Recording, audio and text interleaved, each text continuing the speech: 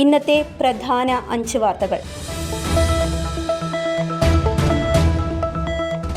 ശബരിമല സ്വർണ്ണപ്പാളി വിവാദത്തിൽ മാധ്യമങ്ങൾ തന്നെ ക്രൂശിക്കുകയാണെന്നും താനൊരു തെറ്റും ചെയ്തിട്ടില്ലെന്നും സ്പോൺസർ ഉണ്ണികൃഷ്ണൻ പോറ്റി വ്യക്തമാക്കി. വിജിലൻസ് ചോദ്യം ചെയ്യാൻ വിളിച്ചാൽ ഹാജരാകുമെന്നും പറയാനുള്ളത് കോടതിയിൽ മാത്രമേ പറയൂ എന്നും അദ്ദേഹം പറഞ്ഞു. ദേവസ്വം വിജിലൻസ് പോറ്റി ഭക്തിയുടെ മറവിൽ വ്യാപകമായ പണപ്പിരിവ് നടത്തിയതായി കണ്ടെത്തി. സമഗ്ര അന്വേഷണം ആവശ്യപ്പെട്ട് ദേവസ്വം ബോർഡ് ഹൈക്കോടതിയെ സമീപിക്കുമെന്നും CBI അന്വേഷണം ആവശ്യപ്പെട്ട് UDFും രംഗത്തെത്തിയിരിക്കുകയാണെന്നും സൂചനയുണ്ട്. ഗുജറാത്തിലെ സർക്രീക് മേഖലയിൽ പാകിസ്ഥാൻ സൈനിക സാന്നിധ്യവും അടിസ്ഥാന സൗകര്യങ്ങളും വർദ്ധിപ്പിച്ചതിനെതിരെ പ്രതിരോധ മന്ത്രി രാജ്നാഥ് സിംഗ് ശക്തമായ മുന്നറിയിപ്പ് നൽകി. തെറ്റായ നീക്കമെടുക്കുകയാണെങ്കിൽ ഇന്ത്യ ശക്തമായി മറുപടി നൽകുമെന്നും അദ്ദേഹം പറഞ്ഞു. അതേസമയം പാക് അധിനിവേശ കാശ്മീരിൽ സർക്കാർ വിരുദ്ധ കലാപം ഉയർന്നു. മുസഫറാബാദിലേക്കുള്ള ലോങ് മാർച്ചിൽ പോലീസ് വെടിവെച്ചതിൽ 12 പേർ കൊല്ലപ്പെട്ടു. പ്രധാന റോഡുകൾ ഉപരോധിച്ച് ജനജീവിതം തടസ്സപ്പെട്ടു.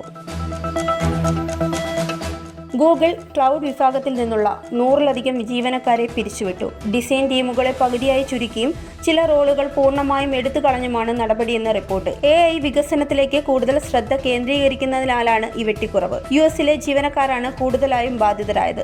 പുതിയ ജോലി കണ്ടെത്താൻ ഡിസംബർ വരെ സമയം നൽകിയെങ്കിലും ഔദ്യോഗികമായി പ്രതികരിക്കാൻ കമ്പനി തയ്യാറായിട്ടില്ല. 2025-ൽ മൈക്രോസോഫ്റ്റ്, ആമസോൺ, മെറ്റ എന്നിവരും വൻതോതിൽ ജീവനക്കാരെ പുറത്താക്കിയിരുന്നു.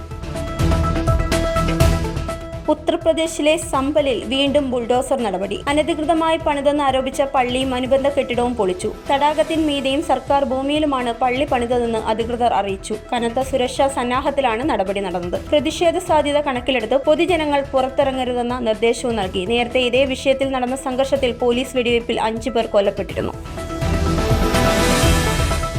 അഹമ്മദാബാദിലെ ആദ്യ ടെസ്റ്റിൽ വെസ്റ്റ് ഇൻഡീസ് 162 റൺസിന് കീഴടങ്ങി. ടോസ് നേടി ബാറ്റിംഗ് തിരഞ്ഞെടുത്ത വിൻഡീസിനെ മുഹമ്മദ് സിറാജ്, ജസ്പ്രീത് ബുംറ, കുൽദീപ് യാദവ് എന്നിവർ ചേർന്നാണ് തകർത്തത്. Zag news, Thiruvananthapuram. നേരിന്റെ വാർത്തകൾ നിങ്ങളുടെ വിരൽത്തുമ്പിലെത്താനായി സാഗ് ന്യൂസ് ചാനൽ സബ്സ്ക്രൈബ് ചെയ്തും ഷെയർ ചെയ്തും ഒരു ശരിയായ മാധ്യമ നിലപാടിനൊപ്പം നിൽക്കാൻ ഞങ്ങൾ നിങ്ങളെ ക്ഷണിക്കുന്നു.